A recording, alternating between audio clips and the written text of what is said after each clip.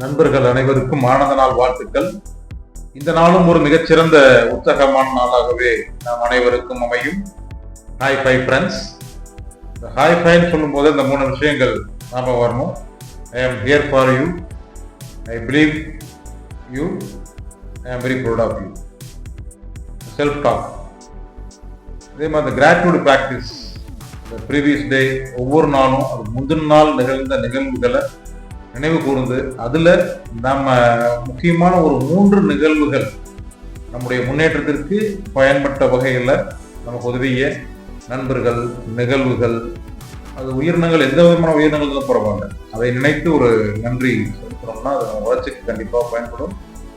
அது போன்ற மகிழ்ச்சியான நிகழ்வுகள் தொடர்ந்து நம் வாழ்வில் நடைபெறுவதற்கு அந்த நன்றி உணர்வை வெளிப்படுத்தக்கூடிய அந்த சிந்தனை நமக்கு மென்மேலும் வளர்ச்சியை கொண்டு வந்து சேர்க்கும் நண்பர்களே. நாம் இப்போ இந்த லைஃபுக்கு தேவையான பயிற்சிகள் செய்கிறது சம்பந்தமாக தான் பார்த்துட்டு இருக்கோங்க.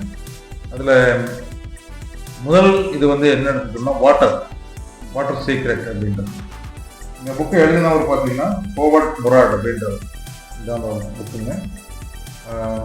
வாட்டர் சீக்ரெட் அப்படின்றது ஹோவர்ட் முராட் அப்படின்றது தான் எழுதியிருக்காங்க. ஸோ இந்த புக்குடைய கண்டென்ட் தான் இன்னைக்கு நான் உங்களுக்கு ஃபுல்லாக டீகோட் பண்ணி சொல்கிறேங்க. ஹோவர்ட் முராட்ங்கிறது இவர் ஒரு எம்டி, எம்டி உடைய புக்கை தான் நம்ம இன்னைக்கு டீகோட் பண்ணி பார்க்குறோம். நீரினுடைய அவசியம் என்ன அப்படிங்கிறத பற்றி.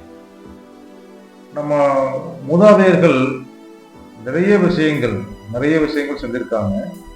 ஆனால் என்னன்னா பின்னாடி இருக்கக்கூடிய அந்த ஆர்ட்ஸ் அண்ட் சயின்ஸ் நமக்கு தெரியல. அதனால என்ன பண்ணிட்டோம்னா classified that activities as superstitious. ஒரு மூட பழக்க வழக்கம் அப்படின்ற தலைப்பு கீழே கொண்டு வந்து அந்த நிகழ்வுகளை எல்லாம் நமக்கு எதெல்லாம் அறிவியல் பூர்வமாக விளக்கப்படவில்லையோ, நம்மால் விளங்கிக் கொள்ள இயலவில்லையோ அந்த நிகழ்வுகளை, அந்த வழக்கங்களை எல்லாம் நாம் மூட பழக்கங்கள் என்று விளக்கி விட்டோம். ஆனால் நிறைய நல்ல விஷயங்கள் செய்திருக்கிறார்கள். அவற்றில் புரிந்து கொண்டவைகளை இன்றும் நாம் பின்பற்றுகின்றோம், அதன் பலனை அனுபவித்துக் கொண்டிருக்கின்றோம். ஆனால் எதெல்லாம் அறிவியல் பூர்வமாக விளக்கப்படவில்லையோ அவற்றையெல்லாம் நாம் நம்முடைய வழக்கத்திலிருந்து விலக்கி இருக்கிறோம். இப்போ அதில் என்னன்னா, இந்த நீர் அப்படின்றத பற்றின ஒரு முக்கியமான சயின்ஸ் அது தெரிஞ்சதுன்னா அதை நம்ம எப்படி கரெக்டாக பயன்படுத்திக்கணும்னு பார்க்கலாங்க. இது முக்கியமான ஒரு விஷயம் என்னன்னா, நீர் அப்படின்ற சரியாக நம்ம அறிஞ்சிட்டு வந்தோம், முறையாக நம்ம பயன்படுத்தி வந்தோம்னு சொன்னோம்னா நம்ம 10 வருடங்கள் நம்முடைய வயதை குறைக்க முடியும், அதற்கு மேலும் குறைத்துக் கொள்ள முடியும் அப்படிங்கிறத ஒரு யதார்த்தத்துக்கு தான் இந்த புத்தகம் நமக்கு சொல்லுதுங்க. இதை எழுதினவர் டாக்டர், எம்டி முடிச்சிருக்கக்கூடிய ஒரு டாக்டருங்க. அனுபவபூர்வமாகவும் எழுதியிருக்காரு, அறிவியல் பூர்வமாகவும் சொல்லியிருக்கிறார். இப்போ நம்ம எடுக்கக்கூடிய தண்ணி எல்லாம் இதாக எடுத்துக்கிறோம். நம்ம எல்லாருக்குமே தெரியும், டு ஹைட்ரேட் அவர் பாடி. நம்முடைய உடம்புல மாய்ச்சர் கொண்டு வர்றதுக்கு, ஹைட்ரேட் பண்றதுக்காகத்தான் நம்ம நீர் சத்து குறையாம பாதுகாத்துக் கொள்வதற்காக தான் நம்ம தண்ணியை நம்ம குடிக்கிறோம். நம்ம குடிக்கிற தண்ணி எல்லாமே நமக்கு பயனுள்ளதாக ஹைட்ரேஷன் அப்படிங்கிற செயலுக்கு பயன்படுதா அப்படின்னு கேட்டீங்கன்னா நோ. நம்முடைய செல்லுடைய ஸ்ட்ரென்த்தை பொறுத்து தான் இந்த நம்ம குடிக்கக்கூடிய நீர் அப்படிங்கிறது நமக்கு ஹைட்ரேஷனாக பயன்படுது. தண்ணிங்கிறது ஒன்லி இப்போ ஹைட்ரேஷன் நினைக்கிறேங்க. அந்த ஹைட்ரேஷன்ங்கிற செயலுக்கு பின்னாடி இருக்கக்கூடிய நம்ம நிகழ்வுகள், என்னென்ன விளைவுகள் நம்முடைய உடலில் நடக்குது அப்படின்றது நமக்கு தெரியணுங்க. இது ஏதோ தண்ணி குடிக்கிறோம், பாடி ஹைட்ரேட் பண்ணிடணும்ன்றது மட்டும் இல்லை. ஹைட்ரேட் பண்றதுனால என்ன பண்ணணும்னு பார்த்தீங்கன்னா, இந்த வாட்டர் அப்படிங்கிறது முக்கியமான ஒரு வேலையை செய்யுது. அந்த பிளட் சொல்றோம் இல்லையா, அது முக்கியமான காரணம். பிளட் செய்யக்கூடிய வேலையை தண்ணீர் நமக்கு செய்து கொடுக்குது. என்ன அப்படின்னா, to carry the nutrients and also to plus out the toxins. உடம்புக்கு சத்துக்களை கொண்டு ஒவ்வொரு செல்லுக்கும் சேர்க்கக்கூடிய ஒரு வேலையும், ஒவ்வொரு செல்கள்ல இருந்தும் நம்முடைய விஷங்கள், தேவையற்ற வேஸ்ட், அவைகளை வெளியேற்றுவதற்கும் இந்த தண்ணி ஒரு மிக முக்கியமான வேலையை செஞ்சுட்டு இருக்கணும். இதை கரெக்டா செஞ்சுட்டு இருந்ததுன்னா நமக்கு எந்த விதமான நோயும் இல்லாம ஆரோக்கியமான வாழ்க்கையை நம்மளால வாழ முடியும் அப்படிங்கிறது தான் நிதர்சனம். இது அந்த தண்ணி அப்படின்றது பார்த்தீங்கன்னா, இது சரியா நம்ம குடிக்காம விட்டோம்னா என்ன வரும் அப்படின்னா, டயாபெட்டிஸ் இது முக்கியமான ஒரு விஷயங்க. அடுத்தது பார்த்தீங்கன்னா, நம்முடைய நீர்தானே நடக்க முடியாது. ஏன்னா எலும்பினுடைய சக்திக்கு கூட அதனை வலுப்பெற்றிருப்பதற்கும் இந்த நீர் ஒரு அவசியமானதாக அமைகிறது. அதே நேரத்தில் கனெக்டிவ் டிஷ்யூஸ், ஜாயிண்ட் பெயின் அது வராமல் தடுக்கிறதுக்கும் தண்ணி நம்ம சரியா குடிக்கணுங்க. ஒருவேளை நம்ம தண்ணி நம்ம குடிக்கிறோம், இதை குடித்த உடனே எந்த மாதிரியான நிகழ்வுகள் நடக்குதுன்னு பார்த்தீங்கன்னா, நமக்கு நீர் குடிக்கும் போது ஒவ்வொரு செல்லுக்கும் தண்ணி கொண்டு சேர்க்கப்படுது, ஒவ்வொரு செல்லுக்குள்ளேயும் தண்ணி கொண்டு சேர்க்கப்படுது. அப்படி நீர் போறதுக்கு முக்கியமான காரணம் என்ன அப்படின்னா, எப்படி ஒரு எக்ஸாம்பிள் சொல்றாங்கன்னா, இப்போ ஒரு காருடைய டயர் இருக்குங்க, டயர்ல ஒரு சின்ன ஓட்டை விழுந்துருச்சு அப்படின்னா அதுல ஏர் நிக்குமா? நிக்காது. அப்படி ஏர் நிக்கலன்னா அந்த டயரை வச்சுக்கிட்டு, ஏர் இல்லாத டயரை வச்சுக்கிட்டு அந்த கார் ரன் பண்ணோம்னா என்ஜின் எவ்வளவு சிரமப்படும்.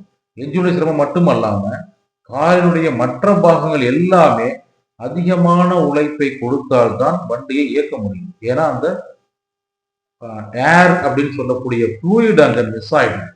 அது இருந்துன்னு சொன்னாக்க கார் ரொம்ப ஈஸியா வீல் அழகா சுத்தும், ஈஸியா காரை மூவ் பண்ண முடியும். அது இங்க அதே மாதிரிதான் இங்க நீர் அப்படிங்கிறது உடம்புக்கு தேவையான விஷயம். அந்த நீர் சரியான அளவுல இல்லை அப்படின்னா எப்படி அந்த என்ஜின் மற்ற பாகங்கள்லாம், காரினுடைய மற்ற பாகங்கள் எல்லாம் பாதிப்படையுதோ அதே போல் நம்முடைய உடல்லையும் பாகங்கள் எல்லாம் பாதிப்படையும். ஒரு பாடி பிகம் இன்எஃபிஷியன்ட். இது என்ன இது அறிவியல் பின்னாடி இருக்கிறது என்ன அப்படின்னு பார்த்தீங்கன்னா, நம்முடைய இளமையாக நம்ம இருக்கிறதுக்கு என்ன காரணம்னு பார்த்தீங்கன்னா, ஒவ்வொரு செல்லுக்குள்ளேயும் இருக்கக்கூடிய அந்த நீர் அப்படிங்கிறது அதை எப்படி தக்க வச்சுக்குது, அதை தக்க வைத்துக் கொள்ளக்கூடிய திறனை பொறுத்து தான் நம்முடைய ஏஜிங் அப்படிங்கிற ஒரு ஃபேக்டர் அமையுது. நமக்கு வயசாகிறதுல முக்கியமான ஒரு விஷயம் என்னன்னா, நம்முடைய ஒவ்வொரு செல்லும் எவ்வளவு தண்ணீரை தனக்குள் தக்க வைத்துக் கொள்ளும் அப்படிங்கிறத பொறுத்து தான் நம்முடைய ஹைட்ரேஷன் இருக்குது.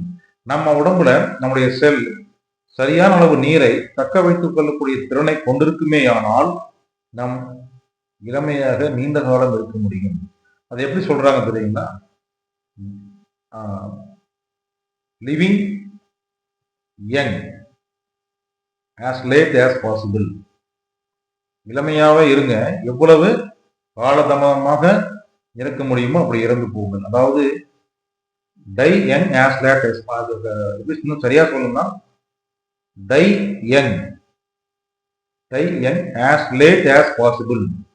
இளமையோட இறந்து போங்கள், எவ்வளவு காலதாமதமாகி இறக்க வேண்டும், வயதாகி இறக்க வேண்டுமோ இறந்து போங்கள். அதாவது இளமையா இருக்கணும், ஆனா காலம் வயதுன்னு சொல்றத வருடங்கள் தள்ளி, அப்படி வாழ்க்கையை நம்ம தள்ளி போடுங்க, இறந்து போற தள்ளி போடணும். ஆனா எப்படி இளமையாகவே இறந்து போக வேண்டும் என்று சொல்லுறாங்க. அப்போ இன்னொன்னு எப்படி சொல்றாங்கன்னா, லிவிங் லாங் அப்படின்னா ஆரோக்கியமா நீண்ட காலம் வாழ்றது. டையிங் லாங்னா ரொம்ப காலம் தள்ளி இறந்து போறோம். ஆனா எப்படி நோய்வாய்ப்பட்டு வாழ்க்கையை அனுபவித்துக் கொண்டு நீண்ட காலம் வாழ்ந்து இறந்து போகிறோம். நம்ம உண்மையா மகிழ்வான ஆரோக்கியமான வாழ்க்கை இல்லை, நோய்வாய்ப்பட்ட வாழ்க்கையை ரொம்ப காலம் தள்ளி போட்டு இறந்து போகிறோம். லிவிங் லாங்கிறது நமக்கு வேணும். ஆனா என்ன நடக்குதுன்னா, நீர் சரியாக எடுக்கல, உடம்புல சரியான அளவு ஹைட்ரேஷன் இல்லைன்னு சொன்னா என்ன ஆகும்னா டையிங் லாங், ரொம்ப காலம் நீண்ட காலம் தள்ளி இறந்து போறது. ஸோ அந்த மாதிரி ஒரு நிகழ்வு நமக்கெல்லாம் வேண்டாம். அந்த நீரினுடைய அறிவியலை சரியாக புரிந்து கொண்டோம்னால் நாம் ஆரோக்கியமாக நீண்ட காலம் மகிழ்ச்சியாக வாழ முடியும். அதை எப்படி செய்யலாம்னா நண்பர்களே, அதை பற்றி நம்ம புரிஞ்சுக்கணும். அதுக்கு இந்த உடம்புல இருக்கக்கூடிய செல் இருக்கக்கூடிய மெம்பரேன் முக்கியமான ரோல் பிளே பண்ணுது. என்ன அந்த மெம்பரேன்னு பார்த்தீங்கன்னாக்க, அது ஒரு ஃபேட்டி மெம்பரேன். என்ன ஃபேட்னு பார்த்தோம்னா, அந்த ஃபேட்டுக்கு பேர் லெசித்தின்னு பேருங்க. லெசித்தின் அப்படிங்கிற மெம்பரேன். அந்த லெசித்தின்ங்கிறது என்னன்னா ஒரு ஃபேட்டு. அந்த ஃபேட்னால தான் நம்ம அந்த மெம்பரேன் ஆயிருக்கு. அந்த மெம்பரேன் எப்படி இருக்கணும்? ஸ்ட்ராங்காக இருக்கணும். Membrane should be strong enough. அப்போ அந்த ஸ்ட்ராங்கான ஒரு மெம்பரேன் ஒவ்வொரு செல்லையும் ஃபார்ம் ஆகணும்னா லெசித்தின் அப்படிங்கிற ஃபேட்டை சேர்ணுங்க. இது என்ன அப்படின்னா எக்ல இருக்குது. எங்க இருக்குதுன்னு பார்த்தீங்கன்னா, இது நம்ம எக்ல அதிகமா இருக்குது. அதை என்ன சொல்ல வராங்கன்னா, வாரத்துல மினிமம் 2 எக்காவது சாப்பிடணும். குறிப்பா பெண்கள் கூடுதலாகவே ஒரு எக் எடுத்துக்கிறது நல்லது அப்படின்னு சொல்றாங்க. 2 அல்லது 3 முட்டைகள் நம்ம வாரம் சேர்த்துக்கணும். அந்த எக்ல, அதுவும் குறிப்பா அந்த யோக்ல இருக்குதுங்க, எல்லோ பார்ட்ல அதிகமாக இருக்கிறது. அதை நாம் எடுத்துக்கொள்ளும் பொழுது நம்முடைய ஒவ்வொரு செல்லில் இருக்கக்கூடிய அந்த மெம்பரேன் வலுவாக இருக்கும். அது அந்த நீரை ரீட்டன், அதாவது ரீட்டைன் இந்த வாட்டர் ரீட்டென்ஷன் அப்படிங்கிறது நமக்கு அதிகமாக பாசிபிள் ஆகிறது எப்போ அப்படின்னா, இந்த செல் மெம்பரேன், அந்த லெஜித்தினாலான செல் மெம்பரேன் ஸ்ட்ராங்காக இருக்க முடியுமா. அடுத்தது இந்த இளமை சம்பந்தமான அடுத்த 2 விஷயம் என்னன்னு பார்த்தீங்கன்னா, ஒன்று கோலஜன், இன்னொன்று எலாஸ்டின். கோலஜன் அண்ட் எலாஸ்டின் அப்படிங்கிறது protein. These two are the protein. இது எதுக்குங்க சார் அப்படின்னு கேட்டா, கோலஜன் அப்படின்றது ஒரு செல்லினுடைய ஸ்ட்ரக்சரை கொண்டு வருது, அதை ஸ்ட்ராங்கா வச்சிருக்கிறதுக்கு இது ரொம்ப யூஸ்ஃபுல்லா இருக்கு. அடுத்தது எலாஸ்டின் அப்படிங்கிறது stretching property of the cell, resilient property. நம்ம ஏதாவது ஒரு செல்லு என்ன ஆகும்னா திரும்ப எலாஸ்டிசிட்டி ஆஃப் த செல் திரும்பவும் ரீகாயில் பண்ணிக்க முடியும், பழைய இடத்துக்கு கொண்டு வந்து நிற்கிற முடியும். அப்போ அந்த செல்லினுடைய எலாஸ்டிசிட்டியை மெயின்டைன் பண்றதுக்கு எலாஸ்டினும், அதுக்கு ஒரு சேஃப் ஸ்ட்ரக்சர் கொடுக்கறதுக்காக, சப்போர்ட்டிவ் நேச்சருக்காக நமக்கு கோலஜன், இது ரெண்டும் முக்கியம். இந்த கோலஜன் அண்ட் எலாஸ்டின் எதுக்கு அதிகமாக இருக்குதுன்னு பார்த்தீங்கன்னா, விட்டமின் சி இருக்கக்கூடிய சிட்ரஸ் ஃப்ரூட்ஸ் அது எல்லாத்துலேயுமே இருக்குங்க. அப்புறம் போன் பிராத், அனிமலுடைய போன் பிராத், நம்ம ஆட்டு எலும்பு சூப்புலாம் இருக்கு இல்லைங்களா, அதுலாம் இது அதிகமாக இருக்கும் கோலஜன் அண்ட் எலாஸ்டின் அப்படின்னா. அப்புறம் எக்லையுமே இருக்குதுங்க, எக்குடைய ஒயிட் ப்ரோட்டீன் இருக்கு இல்லைங்களா, எக்குடைய ஒயிட் பார்ட் இருக்கும்போது கிடைக்கிற ப்ரோட்டீன்லையுமே இது இருக்குதுங்க. அது போக ஃபிஷ்ஷுன்னு எடுத்துக்கிட்டீங்க அப்படின்னாக்க டியூனா ஃபிஷ், அப்புறம் salmon fish. Salmon and tuna இந்த 2 ஃபிஷ்லையுமே நமக்கு இது அதிகமாக இருக்கு. ஸோ இது சம்மந்தப்பட்ட உணவுகள் நாம் அதிகமாக எடுத்துக்கொள்ளும் பொழுது கோலஜன் அண்ட் எலாஸ்டின் நேச்சுரலாக நமக்கு கிடைக்கும், நம்ம யூஸ்ஃபுல்லாக இருக்க முடியும். இதில் முக்கியமான விஷயம் என்னன்னா, இந்த எலாஸ்டின் அண்ட் கோலஜனை நம்ம செல்லுக்குள்ளே கொண்டு சேர்த்துறதுக்கு again water is important. Okay, நான் நிறைய வாட்டர் குடிக்கிறேன், சப்போஸ் என்னுடைய செல் மெம்பரேன் வீக்காக இருக்குது, லெசித்தின் அதனுடைய இது கம்மியாக இருக்குது, செல் மெம்பரேன் ஸ்ட்ராங்காக இல்லை, ஸோ என்ன ஆகும்னா வாட்டர் லீக் அவுட் ஆகி இன்பிட்வீன் செல்ஸ், அந்த செல்லுகளுக்கு வெளியில நிறைய தண்ணிகள் தேங்க ஆரம்பிக்கும். செல்லுகளுக்கு உள்ள இருக்கிறதுக்கு பதிலாக செல்லுக்கு வெளியே தண்ணி தேங்க ஆரம்பிக்கும். அப்போ ஓவர் வெயிட், பாடியுடைய வெயிட்டு அதிகமாக ஃபீல் பண்ணுவோம். நம்ம ஒரு டிஸ்கம்ஃபோர்ட் இருக்குங்க, நம்மளால ஈஸியாக எந்திரிக்க முடியாது, உட்கார முடியாது, ஜாயிண்ட்ல பெயின் வரும். என்ன காரணம் பார்த்தீங்கன்னா, செல்லுகளுக்கு இடையில தண்ணி தேங்கிருக்காங்க. இந்த வாட்டர் எல்லாமே எதுக்குமே பயன்படாது, அதனால அது வேஸ்ட் வாட்டர். அப்போ செல்லுக்கு உள்ளார போய் ரீட்டன் பண்ணக்கூடிய வாட்டர் தான் யூஸ்ஃபுல்லான வாட்டர். செல் ரீட்டன் பண்ண முடியாமல் வெளியே தெளிச்சுன்னா அந்த வாட்டர் என்ன வாட்டர்னு பார்த்தா வேஸ்ட் வாட்டர். அது வெயிட் தான், அன்னசரியா வெயிட் தான் கொடுக்கும். உங்க செல்லுடைய மெம்பரேன் வீக்கா இருந்தா நீங்க குடிக்கிற தண்ணியில மோர் தேன் 50% செல்லுகளுக்கு வெளியில தான் நிற்கும், வேஸ்ட் வாட்டரா தான் அக்குமுலேட் ஆகும். அது வேஸ்டா வெளியேற்ற வேண்டியதுதான். அதுக்கு அன்னசரியா உடம்பு லோட் பண்றோம், அது எனர்ஜியா மாற்றக்கூடிய பாட்டது செய்யறது இல்லை, அப்போ அது வேஸ்டா போயிடுது. சார் அப்போ தண்ணி எப்படி என்னுடைய செல் மெம்பரேனுக்கு ரிட்டர்ன் பண்ணக்கூடிய ப்ராப்பர்ட்டி கொண்டு வரணும்னா அதுக்கு தான் சில விதிமுறைகள் நம்ம சொல்றோம். நீங்க நீர் குடிக்கும் போது எப்படி குடிக்கணும் அப்படின்னு, அதே மாதிரி ஒரு நாளைக்கு எவ்வளவு தண்ணீர் குடிக்க வேண்டும், இதெல்லாம் இருக்குங்க. தண்ணி எப்படி சார் கணக்கு போடுறது அப்படின்னு பார்த்தீங்கன்னா, நம்முடைய பாடி வெயிட்ல ஆஃப் நம்பர் ஆஃப் அவுன்சஸ் நம்ம குடிக்கிறோங்க. ஒரு அவுன்ஸ் அப்படிங்கிறது பார்த்தீங்கன்னா கிட்டத்தட்ட ஒரு 29.5 ml, 30 ml வச்சுக்கோங்க. அந்த அளவுக்கு ஒவ்வொரு அவுன்ஸுங்க. அப்போ உதாரணத்துக்கு பார்த்தீங்கன்னா, நான் ஒரு 50 கிலோ இருக்குன்னு வச்சுக்கோங்க, 50 × 30 ml போடணும். அப்போ எவ்வளோ வருது, 1500 ml. 1.5 லிட்டர் தண்ணி குடிக்கணும். உதாரணத்துக்கு போடுறோம், 1.5 லிட்டர் தண்ணி குடிக்கணும்.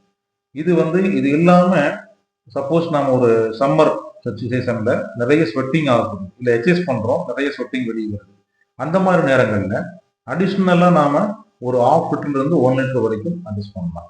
அதுக்கு மேல தண்ணீர் குடிக்கலாமா அப்படின்னு கேட்டீங்கன்னா கூடாதுங்க. அதிகமான தண்ணீர் எடுத்துக்கொண்டாலும் அதுவும் ஆபத்தானது. என்ன காரணம்னா, நம்ம உடலில் இருக்கக்கூடிய மினரல்ஸ் அது என்ன ஆகும் அப்படின்னு கேட்டீங்கன்னா டைல்யூட் ஆயிடும். சோடியம், பொட்டாசியம், இவங்க இந்த மாதிரியான ஒரு சால்ட் இது எல்லாம் என்ன ஆயிடுதுன்னா டைல்யூட் ஆயிடுச்சு. டைல்யூட் ஆகுது அப்படின்னா அந்த எலிமெண்ட் எல்லாம் டைல்யூட் ஆகுறதுனால நமக்கு ஃபிட்ஸ் வரக்கூடிய அளவுக்கான வாய்ப்புகள் இருக்குது. டயர்டா ஃபீல் பண்ணுவோம், சில பேருக்கு ஃபிட்ஸ் வந்துடும். இது ரொம்ப டீப்பா நம்ம போக வேண்டியதில்லை. இப்போ இதில் பேசிக்காக புரிஞ்சுக்க வேண்டிய விஷயம், தண்ணீர் நம்ம குடிக்க வேண்டியது மினிமம் ஓரளவு குடிச்சாகணும். அதே போல மேக்சிமங்கிறது ஒரு லிமிட் இருக்குது. எவ்வளோ வேணா நிறைய தண்ணி குடிச்சா நிறைய ஹைட்ரேட் ஆகலாம் அப்படின்னு மீனிங் கிடையாது. நிறைய நீர் குடிச்சா நிறைய ஹைட்ரேட் ஆயிடலாமே, இன்னும் இளமையா இருக்கலாமான்னா நோ.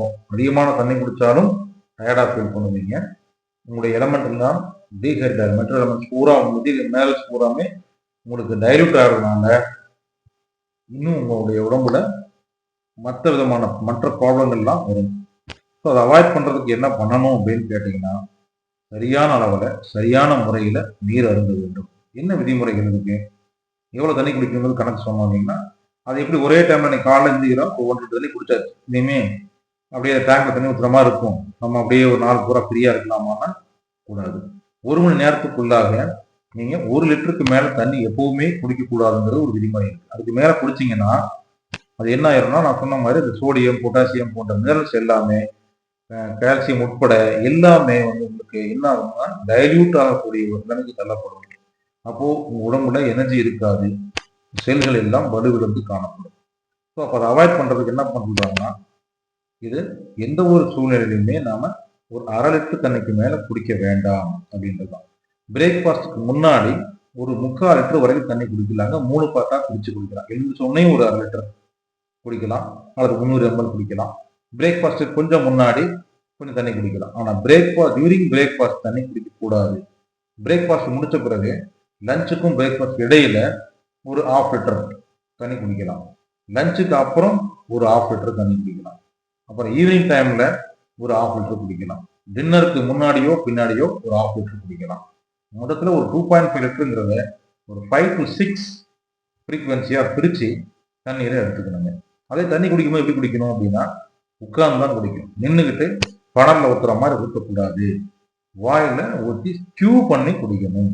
அப்போ நீரை சாப்பிட வேண்டும் அப்படின்னு சொல்றாங்க. தண்ணி வாயில ஊற்றிட்டு நல்லா ஸ்டியூ பண்ணி முழுங்கணும். தண்ணி வந்து அப்போ நல்லா மென்னு முழுங்குற மாதிரி தான் தண்ணியை குடிக்கணும். சிப் பண்ணி குடிச்சா பரவாயில்ல, அது உங்களுக்கு எல்லாருக்கையும் பாசிபிள் இல்லை, பப்ளிக் பிளேஸ்ல பண்ண முடியல அப்படின்னா நீங்க நீர் எடுத்துட்டு ஸ்டியூ பண்ணி தண்ணியை குடிக்கலாம். அதே நேரத்தில் நாம சொன்ன மாதிரி இப்போ ஒரு 6 ஸ்கேல ஊற்றி தான் குடிக்கணும். உட்கார்ந்து தான் குடிக்கணும், தண்ணியை குடிக்கணும். நின்று கொண்டு தண்ணியை அருந்த வேண்டாம் அப்படிங்கிறது தான் முக்கியமான விஷயம். இப்போ இதை நம்ம ஃபாலோ பண்ணோம்னாவே நம்ம நினைச்சுப்போம் நிறைய தண்ணி குடிக்கிறோமே அப்படின்னு. இன்னொன்னும் அது மாதிரி கிடையாதுங்க. நீங்க அளந்து போறதான் தெரியும். நானும் அப்படிதான் நினைச்சுக்கிட்டு இருந்தேன். நான் மெஷர் பண்ண ஆரம்பிச்ச பிறகுதான் இவ்வளவு தண்ணி கம்மியா குடிக்கிறோங்கிறதே நானே ஃபீல் பண்ணேன். திடீர்னு நீங்க 1 லிட்டர் தண்ணியை குடிக்கிறோம், அப்புறம் தண்ணி குடிக்காமே ரொம்ப நேரம் விட்டுருக்கோம். இது வந்து பாடியை டயர்டாக தான் ஃபீல் பண்ண வைக்கும். இதை அவாய்ட் பண்ணணும். பீரியாடிக்கெல்லாம் நான் சொன்ன மாதிரி 5 to 6 ஃப்ரீக்வன்சியில தண்ணி குடிக்கணும். அப்போ அடுத்த வாரம் நம்ம முதன்மைக்கு மேல நம்ம எவ்வளவு தண்ணி குடிக்கிறோம், எப்பெல்லாம் குடிக்கிறோம் ரெக்கார்ட் பண்ணி நம்ம செக் பண்ணோம்னா தான் நமக்கு தெரியும். இதே ஒரு பயிற்சியில கொண்டு வர போகிறோம் நண்பர்களே. செய்யும் போது கண்டிப்பா நீங்களே டிஃபரன்ஸா ஃபீல் பண்ணுவீங்க. தேங்க்யூ ஃபார் வாட்சிங். Wish you all the best.